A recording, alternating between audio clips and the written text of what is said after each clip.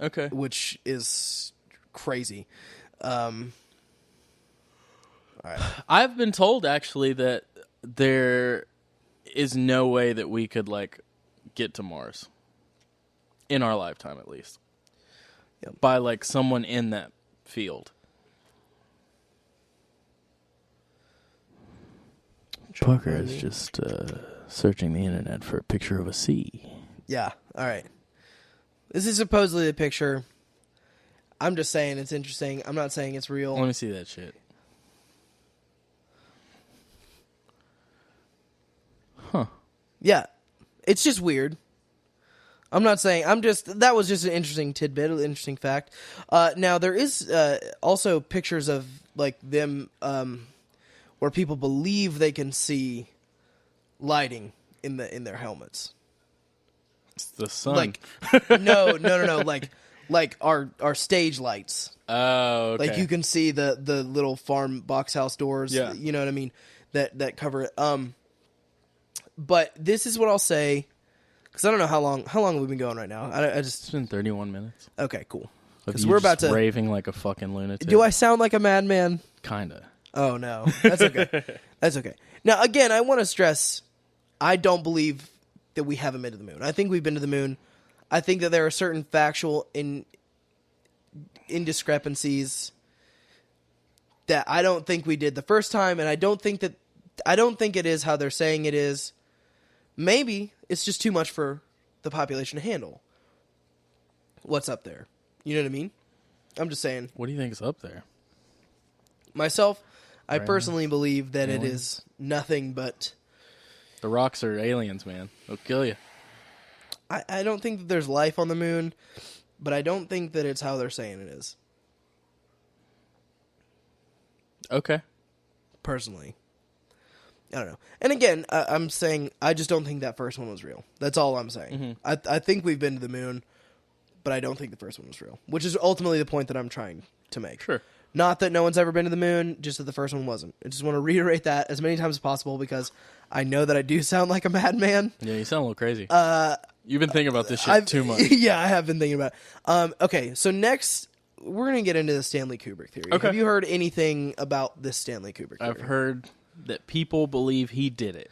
People do believe he did it, and this is why they believe he did it. I'm just going to pull up one other fact really fast. Okay. I just want to make sure I got my years right. 1978, or 68, 2001: A Space Odyssey comes out. Mm-hmm. Fantastic film. Yeah, it was great. People believe that he was commissioned by the U.S. government, which is, again, why that movie I suggested earlier, Moonwalkers, is really cool.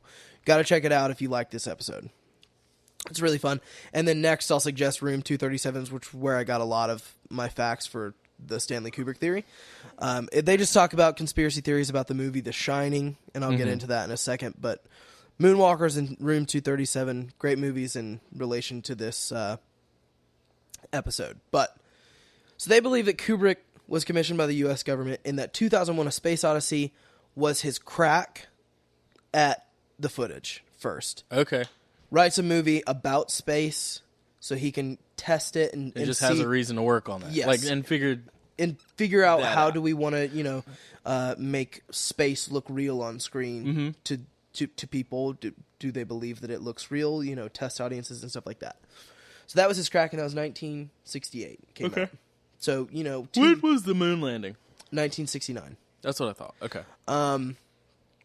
So they, those 2 or 3 years of pre-production was all him just planning out how he was going to get just the few minutes of footage from the moon landing. And so in 1969, it happens, and everyone freaks out. We won the space race, and that's really cool. So then, let me just get this one other date right. Kubrick starts working on, to some degree, in the next decade, The Shining. Mm-hmm. Shining came out in 1980. And there's a lot of visual references in the movie to what people believe is him trying to tell the audience that he was the one that did the moon landing. I've heard this part before. I don't remember details, but I've heard that he was trying to give it away. The big one, and this is the only one I really want to bring up, and then we can just kind of talk about it after, and because I don't want to take away from that documentary, I'm only going to share this one fact. I think it's definitely worth the watch. You got to go check it out. And I believe it's on Netflix, or it was. It's very easy to find. It's like 99 cents to rent.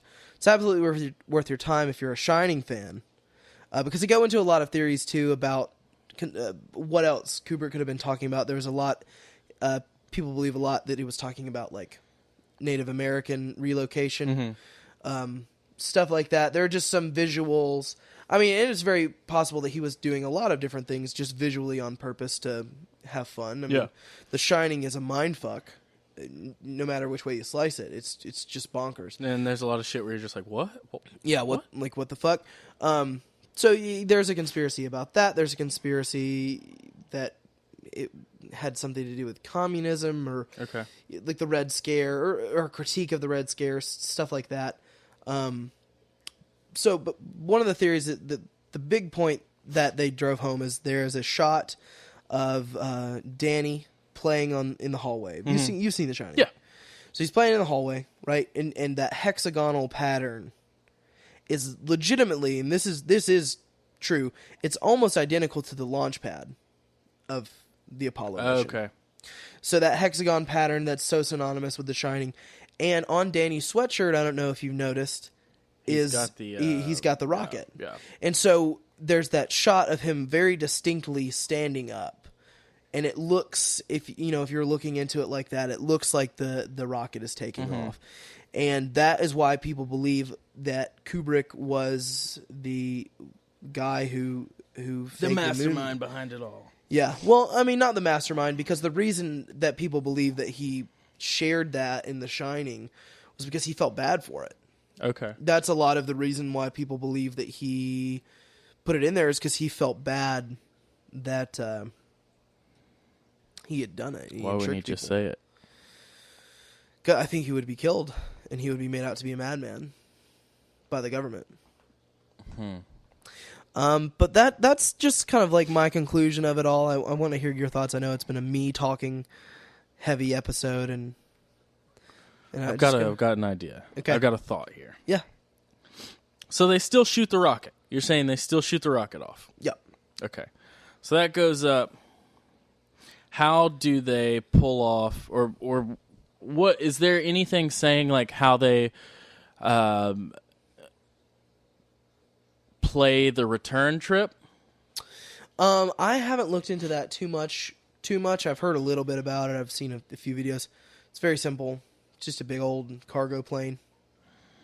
And just drops it. Yeah. With them in it. Right.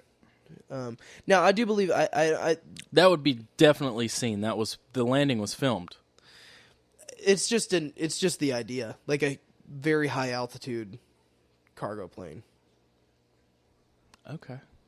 Yeah, okay. That's just the one thing I've seen about it. I will not pretend that I've looked at that part a lot. Mostly just like the getting there and them being on the moon.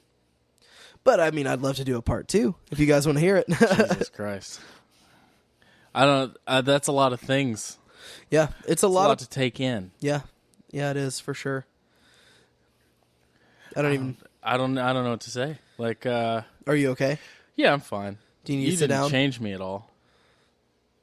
Did nothing make you go, wow, that's interesting? There were things that were interesting. Well, yeah. But nothing makes you go like, oh shit, what if this is true? Yeah. You know? Because I do think a lot of explanations is just like shit people don't know. Yeah. Because, I've never heard someone, in that field or like very educated on that kind of stuff say like, well, I don't think it's real. It's always like your everyday kind of people. And, John Doe, what do you know about the moon about landing? Rockets and how they work and I'm still stuck on this no flame in space. It's all just chemical reactions. You think so? Yeah, you can make shit happen without fire. All right, Dan. You come at me and again, this is all just like, for me this is mostly fun. Yeah. I do. Sure. I do believe we have been to the moon. I just don't think we did the first time. And that's fair. That's the thing is, like, I've always heard, like, yeah, we've definitely been to the moon, but that first one we had to, like, the American people needed this, like, sense of achievement, and, like, we are the best. We are number one. And if you look at it, we were losing the space race at the time, like, badly. Russia was... Well, they were right behind us. Huh? They were right behind... On getting someone on the moon. The moon landing that we're discussing. Yeah. You know. Well, I mean, they had sent Sputnik. They had sent the first man to space. Like, they were the first people to get that satellite orbiting. And for all intents and purposes, they were winning the space race. So, for me, what I boil it down to is, what is the government willing to do for the American people to have a win? Yeah. You know and what I mean? that's the one thing that I can give it, just because I have enough, like, skepticism about the government and how they kind of do shit. Is like, I think that's something that they would, like, they're not, like, secretly killing people or anything like that. Like, it's like, this is for the people. Because they need, like, we need this win to, push things along. Yeah, it is a wild thought, that is for sure. I'll tell you the conspiracy theory that really rocks my world. Flat Earth? No. Dinosaur Earth? That was good. It's on Twitter. Yeah. Dinosaur Earth Society. It's fucking funny. Please share. I just did. Tell more about it. Is what I'm saying. Okay. I really do think that it's just like a troll thing. Like, they just troll flat earthers. I saw it on, like, Reddit or something where somebody was just, like, going in about flat Earth, and they just pop in and they're like, actually, we have proof that it's a dinosaur Earth, and it's just a picture of, like, essentially just like a velociraptor just skinned like the Earth. Oh my gosh. It's very silly. That sounds incredible. No, I'm a huge conspiracy theory fan. I used to be. I haven't been into it. When I say I'm a much. fan, I like to read them. Mm-hmm. Just because I'm interested to see what people actually believe and buy into. I mean, I'm not so staunchly set in this either. If somebody was like, hey, no, here's why you're wrong. Mm-hmm. If it's not Adam ruins everything. Yeah. He did a video about the moon landing. I'm like, that guy's paid off. He's paid off by the government to make that video. No, but if somebody legitimately in the field sat me down and said, hey, this is why, these things are happening, because I'm not going to pretend to understand the intricacies of space.